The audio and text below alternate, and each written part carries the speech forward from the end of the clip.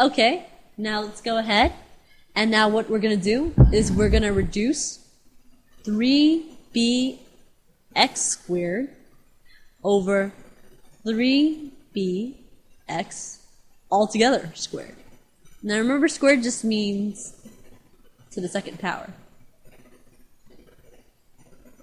Okay, so this is 3bx squared as the numerator, top number, top coefficient and variables.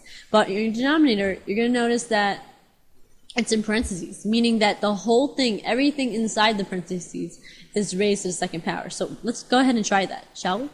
So you've got 3bx squared, and then on the bottom you've got 3bx, right, squared. So what that means is anything inside the parentheses, you're going to see twice, okay? So I'm going to write the stuff inside, 3bx, and I'm going to write 3bx. Now I just can't leave it like that. I have to write that because it's squared, it's being multiplied by itself. So I'm going to put a multiplication sign. Okay. So then you get 3bx squared, right, over, what's 3 times 3? 9.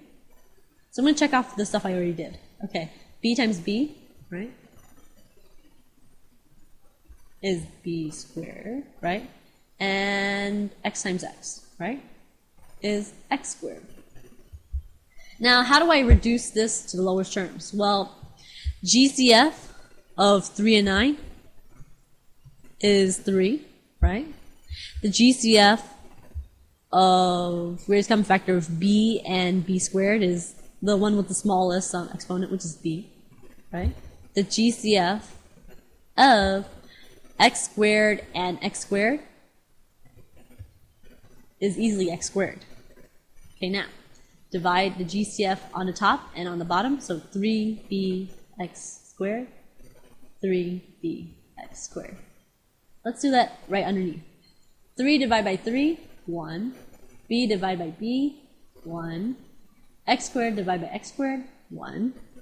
And on the denominator, 9 divided by 3, 3. b squared divided by b, b. X squared divided by x squared, 1. So let's go ahead and do this. 1 times 1 times 1, 1. 3 times b times 1, 3b. So we did all that work to find out that this on the very top right here ends up to be reduced to this on the lower right hand right here. It's your final answer. 1 divided by 3b.